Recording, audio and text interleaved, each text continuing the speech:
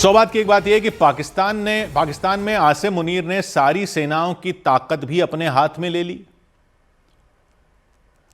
Field marshal भी बन गए, इमरान खान के समर्थकों के प्रदर्शन को भी कुचल रहे हैं, संविधान भी बदल दिया, उनके ऊपर अदालत में कोई केस भी नहीं चल सकता अब। लेकिन फिर भी कितना डर है आसिम मुनीर को, वो वहां से आ रही है एक खबर से समझा जा सकता है। वहां अंदर क्या हो रहा है यहां की पब्लिक ज्यादा जानती नहीं और वहां की पॉलिटिक्स समझती नहीं, लेकिन समझना इसलिए भी जरूरी है क्योंकि वहां जब भी सेना की ताकत डांवाडोल होने लगती है वो लोग खुराफात करने लगते हैं। इसलिए पाकिस्तान के अंदर के मसलों से हमें क्या, वो ये वाली जो सोच है एक लेवल पर तो ठीक है, लेकिन जब बड़ी खुराफात होने लगे तो समझना भी चाहिए। और बड़ी खुराफात की आहट लग रही है। ये हाल के दिनों में जो सिंधु देश की मांग जो फिर से मजबूत हुई है, उसके बाद पता चल रहा है कि वो सिंध को काट कर छोटा करने का प्लान बनाकर बैठे। अफगानिस्तान से लगने वाले पश्तून इलाकों में तालिबान के साथ क्या चल रहा है वो भी लोग कुछ कुछ जानते हैं। बलूचिस्तान में विद्रोह चल रहा है वो भी खबरें पता चल जाती हैं। लेकिन सिंध में क्या करने की कोशिश हो रही है वो भी समझने की जरूरत है। अलग सिंधु देश की मांग करने वाली जीए सिंध मूवमेंट के संगठन तो विरोध कर ही रहे हैं, वहां की राजनीतिक पार्टी पीपीपी यानी बिलावल भुट्टो की पार्टी भी उठ खड़ी हुई है सिंध को काटने के खिलाफ। तो हो क्या रहा है वो समझिए। पाकिस्तान के मंत्री अब्दुल अलीम खान ने वहां बोला कि पाकिस्तान को 12 प्रांतों में बांटा जाएगा क्योंकि छोटे प्रांतों में प्रशासन बेहतर किया जाता है। अभी वहां 4 प्रांत हैं, कह रहे हैं कि 4 के 12 कर देंगे। वो कह रहे हैं तुर्की में भी छोटे छोटे प्रांत हैं, भारत में भी कई नए छोटे राज्य बड़े राज्यों से अलग होकर बनाए गए हैं, तो पाकिस्तान में भी ये करना होगा। लेकिन ये इतनी मासूम सी सोच नहीं है, क्योंकि पहले इसी पाकिस्तान की सोच ये थी कि कोई प्रांत होने ही नहीं चाहिए, पूरा एक ही देश होना चाहिए। यहां की पब्लिक नहीं जानती, लेकिन आपको मालूम है कि जब भारत ने आजादी के बाद अपने राज्यों का गठन किया 1956 में भाषा के आधार पर, तो सेम चीज पाकिस्तान ने कैसे की थी। जब देश आजाद हुआ तो कई राजे रजवाड़े थे, रियासतें थी, कई प्रांत थे जिनमें अंग्रेजों का सीधा राज था, कई में किसी नवाब या राजा के जरिए था। सेम चीज नए बने पाकिस्तान में भी थी। तो भारत में तो सबको जोड़कर भाषा के आधार पर नए राज्य बना दिए गए, आपको पता ही है 1956 में।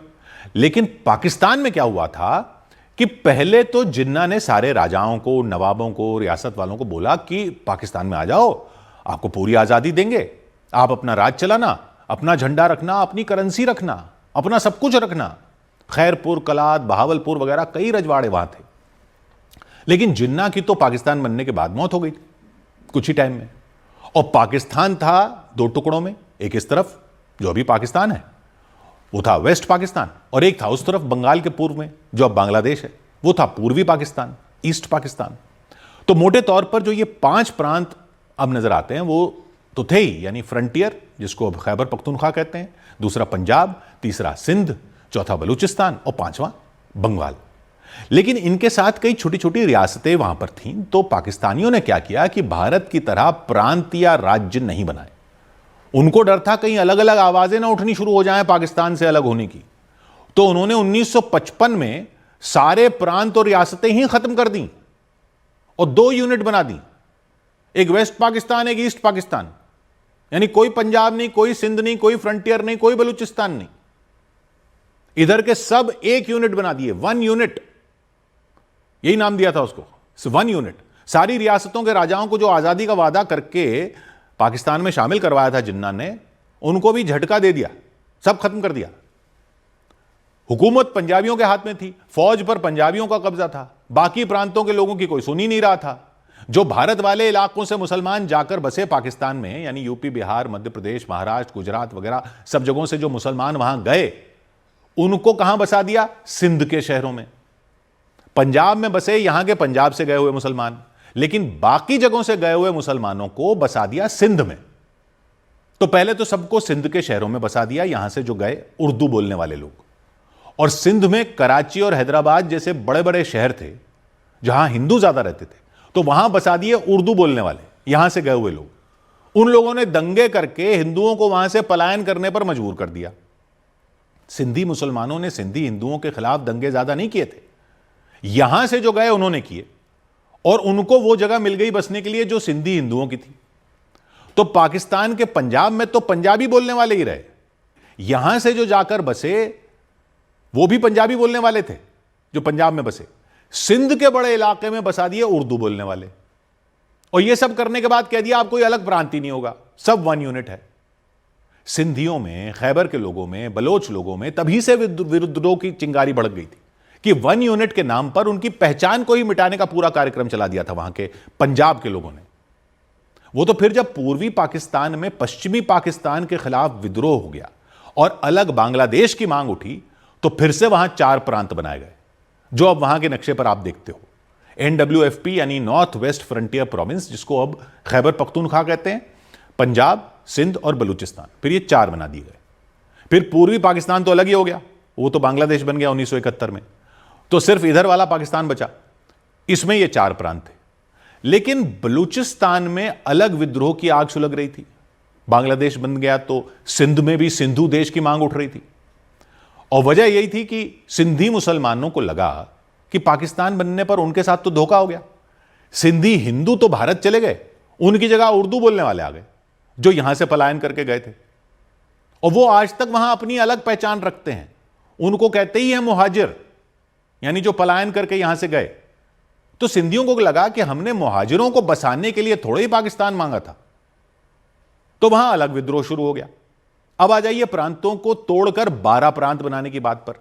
सिंध में फिर विरोध का बिगुल फूंक दिया गया है, क्योंकि सिंध के 3 टुकड़े करने की बात हो रही है। तो एक तो भुट्टो की पार्टी PPP का बेस सिंध में है, वो अकेली पार्टी है पाकिस्तान की जिसमें पंजाबियों का दबदबा नहीं है। उसके प्रभाव वाले सिंध के 3 टुकड़े होने से उसका प्रभाव का इलाका भी कम हो सकता है, यानी पंजाबी डोमिनेशन और बढ़ जाएगा। दूसरा, 2 जो अलग सिंधु देश की मांग कर रहे हैं जो लोग, उनको आशंका है कि एक तो पहले ही कई इलाकों में उर्दू बोलने वाले और पश्तून सिंधियों से ज्यादा हो चुके हैं। जैसे कराची शहर और आसपास का इलाका, हैदराबाद और आसपास का इलाका, वहां उर्दू बोलने वाले हो गए। तो एक टुकड़ा सिंध का वो होगा जिसमें कराची होगा और शायद उसी में हैदराबाद भी हो, या हैदराबाद दूसरे इलाके में भी हो सकता है जो अलग प्रांत बना दे। तो ये 2 नए प्रांत इन दोनों शहरों की कमाई के सहारे ही चलेंगे, यानी 2 नए प्रांत हो जाएंगे उर्दू बोलने वालों के दबदबे वाले। यानी सिंध तो टूट जाएगा, छोटा हो जाएगा, यानी सिंध प्रांत रह जाएगा, बाकी बचे रेगिस्तान के गरीब इलाकों का, और सिंधी वहीं रह जाएंगे। यानी पहले सिंधियों के यहां यूपी वालों को बसाया, फिर उनकी भाषा उनके ही प्रांत से खत्म करवा दी, फिर एक यूनिट बनाकर सारे प्रांत खत्म कर दिए, उनकी अलग पहचान खत्म कर दी, और फिर जब दोबारा सिंध प्रांत बनाया तो अब उसको तोड़कर उसमें से उर्दू बोलने वालों को एक अलग प्रांत बनाने की साजिश लग रही है। सिंधु देश मांगने वालों को यह पूरी साजिश लग रही है, और भुट्टो की पार्टी वालों को लग रही है कि उनकी पार्टी को कमजोर कर रहा है। कराची से ही सिंधी भाषा गायब कर दी गई, और अब कराची को ही सिंध से अलग करने की प्लानिंग है। यानी मुनीर का शासन बहुत डरा हुआ है, बलोच विद्रोहियों से डरा हुआ है और सिंधु देश की मांग से डरा हुआ है।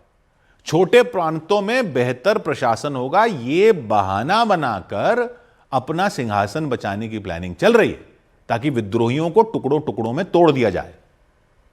इसलिए हमें भी समझने की जरूरत है कि वहां हो क्या रहा है, क्योंकि उस प्रेशर कुकर में भाप बहुत ज्यादा होती जा रही है, सीटी बजे जा रही है, ज्यादा उसको दबाया गया तो यह फट भी सकता है। टुकड़े ऐसे उछलेंगे कि कोई यहां गिरा कोई वहां गिरा। 100 बात की एक बात।